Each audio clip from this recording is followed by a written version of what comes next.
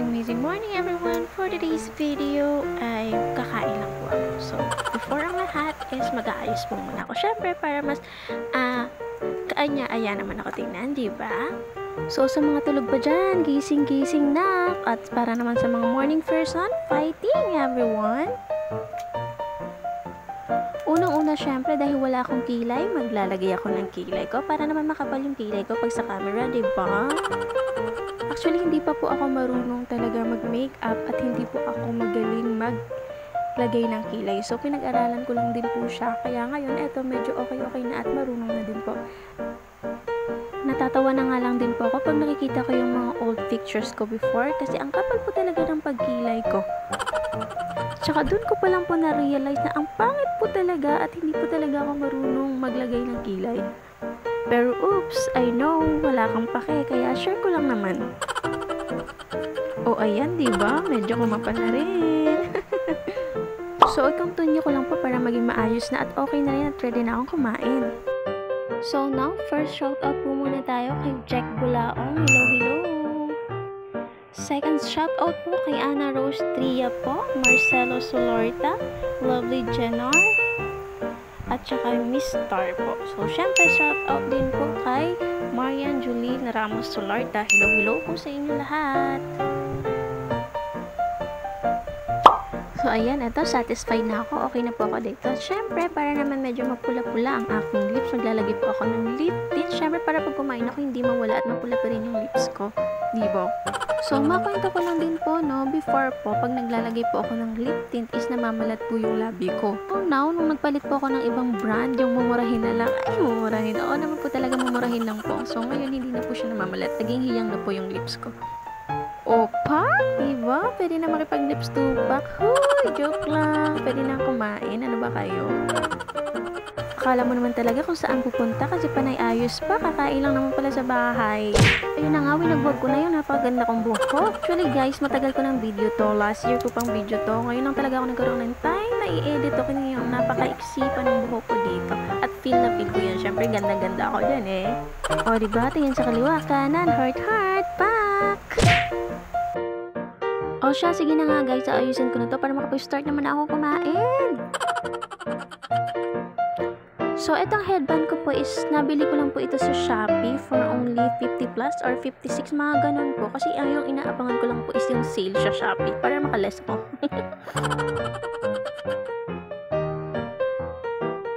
So, yun na nga, parang hindi ako makapag-decide kung ano yung gagawin ko sa buhok ko. Pero eto, I try my best. Charing. Pero eto na, okay na po talaga to. O, diba? Goods na tayo. And I'm ready! Let's go!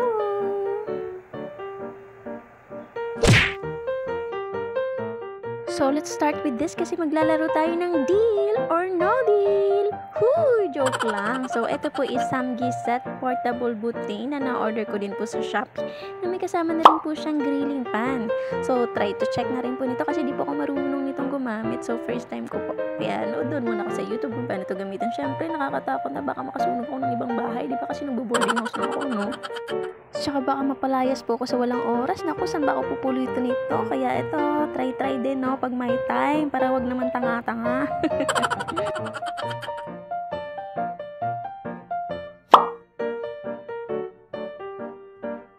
So, finally, eto nga, magagamit ko na rin yung tinatago-tago kong souvenir na nakuha ko lang din ng mga atan ako ng binyag. O, diba? Ninang Tintin. O, ninang ako. Nakikita nyo, ang ganda niya, no?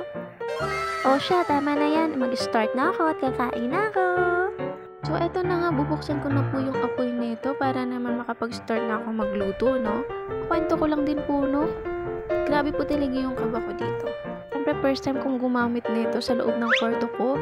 Kung ano yung mangyari pa, diba? Masunog ko ako ng ibang bahay. Na, siyempre, meron lang po ako dito ng hotdog, footlong, siyaka bumili din po ako ng tocino. This is my breakfast for today po. Samahan niyo ako.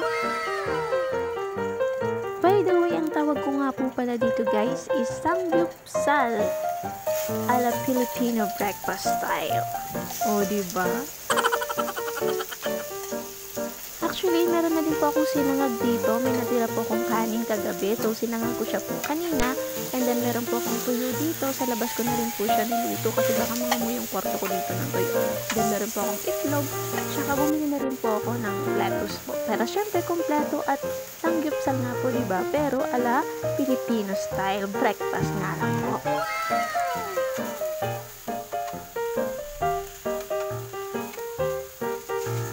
Ganitong tunog po, diba, pag nagluluto, ang sarap po pakinggan.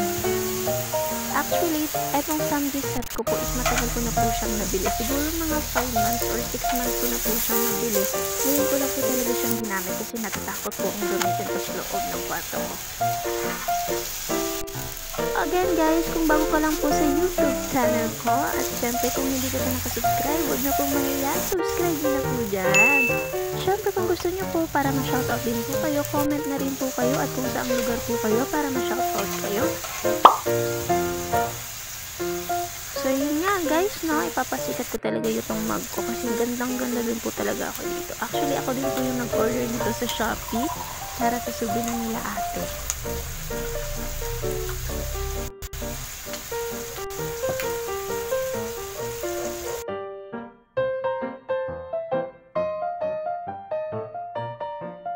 So, ito na nga yung sausage at hotdog. Syempre, luto na ito kasi mabilis naman ito lutuin. Ito yung tocino is hindi pa. So, antayin ko na lang din, no? Tapos kakain ako. Tapos, ito pa, syempre, pampagana, itong toyo, plus may kamatis pa, itlog, sinangag. Naku, napakasarap talagang almusal to. Best partner. So, mas maganda nga nito kung meron pang noodles, di ba? And this is it. Ito na yung pinaka-exciting part talaga sa lahat lagi, yung kainan na. So, itong chopstick na to, yung nakuha ko pa to sa Myeongdong, tinake out ko. O siya, tara na po. Kuha na rin po kayo ng kanin o bahaw nyo dyan. Tara't kain na po tayo. O, diba? Ang sarap. Pero alam niyo po, mas masarap pong kumain, syempre, pag may kasama ka pa. Actually, ako po, so sa akin lang naman to, no, nung napapansin ko lagi, pag ako lang po talaga yung kumakain mag-isa is, ang bilis-bilis ko rin po talagang mabusog. Syempre, wala kang kausap, diba? Kasi pag meron ka namang kasama kumain, nagkakwentuhan, so napapadami yung kain mo. Diba po? Tama?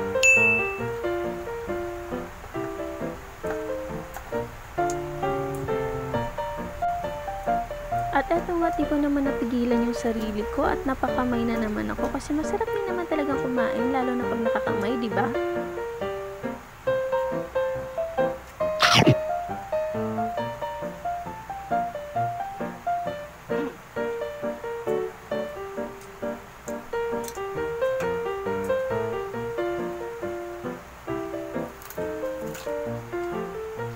Tapos, eto nga po, itatry ko yung lettuce dito sa tocino.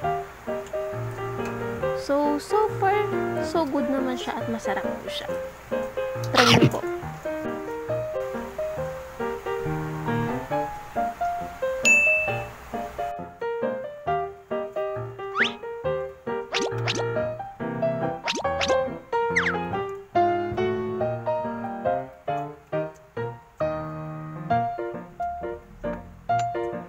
Tapos itong tuyo, naku, napakasarap naman po talaga.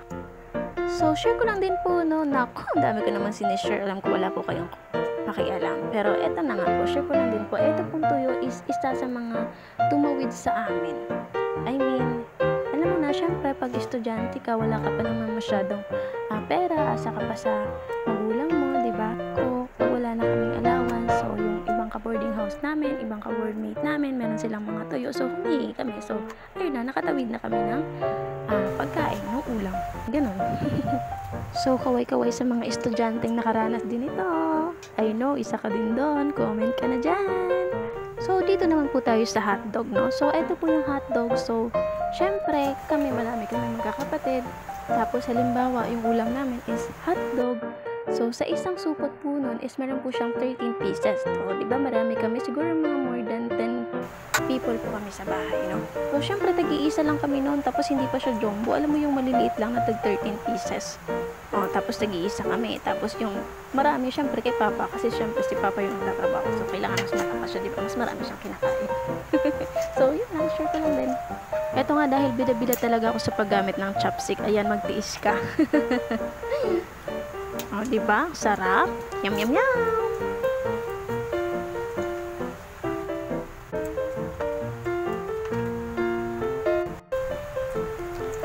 feeling ko dito hindi nababawasan yung kinakain ko.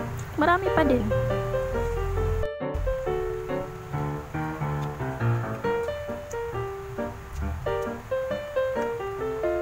At eto, sinangag plus tuyo with suka is the best food talaga.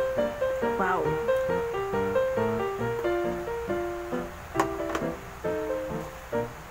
So, kwento ko lang din po dati nung bata pa po ako, pag kumakain po ako ng tuyo is, hindi ko po kinakain yung balat. So, one time nung nandun po kami sa bahay ng nanay ko po, tapos nakita ko po yung pinsan kong lalaki is kumakain po siya ng tuyo. Is kinain niya po yung balat, tapos yung ulo po. So, nagulat po ako. So, syempre, na-curious din ako. Tinry ko din. So, wow, ang sarap din po pala niya. Kaya, simula noon, pag kumakain na po ko ng tuyo, is wala na po talaga siyang tapon.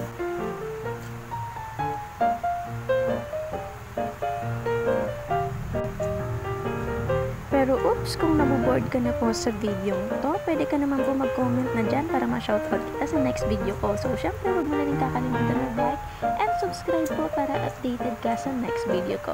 Thank you!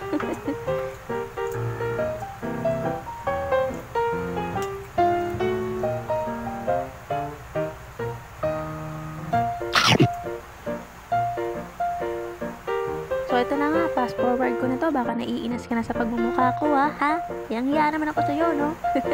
Joke lang.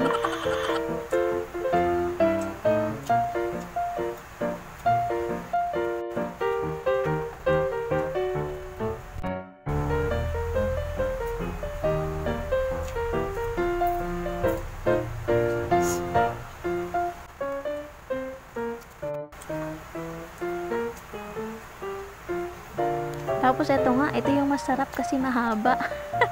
Mahabang putlong.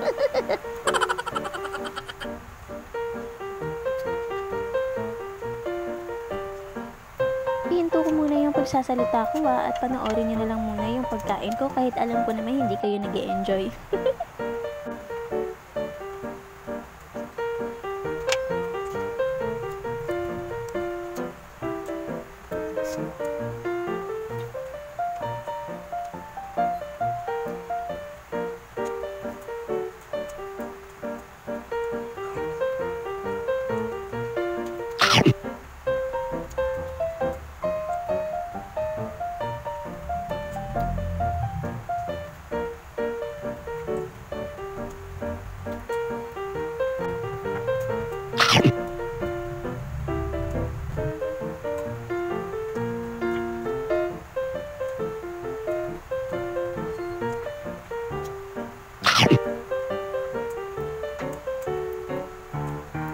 Yun nga't lumipad pa, may pakpak. Agawan pa ako ng sahig pero wala pang 3 seconds, kainin agad yan.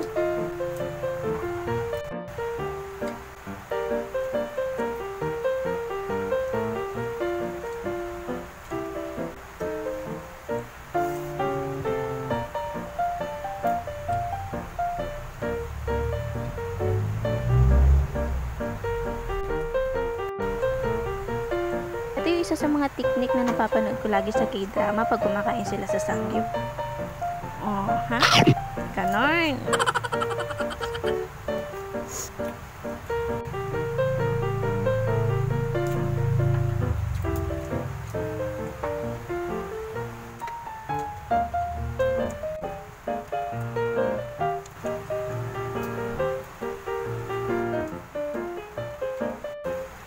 Masyadong mahaba na po ata itong video ko na to, pero okay lang, I enjoyed naman diba?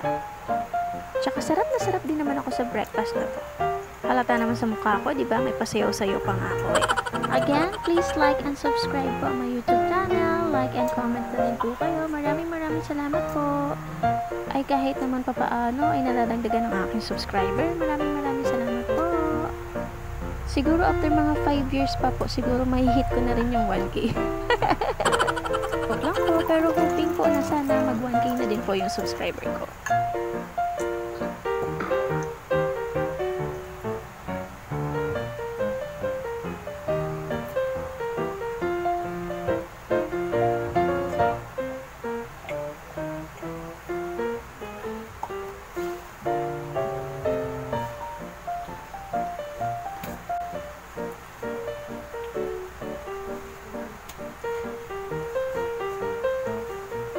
So, yun lamang po at maraming salamat po sa panonood. God bless everyone. Bye-bye.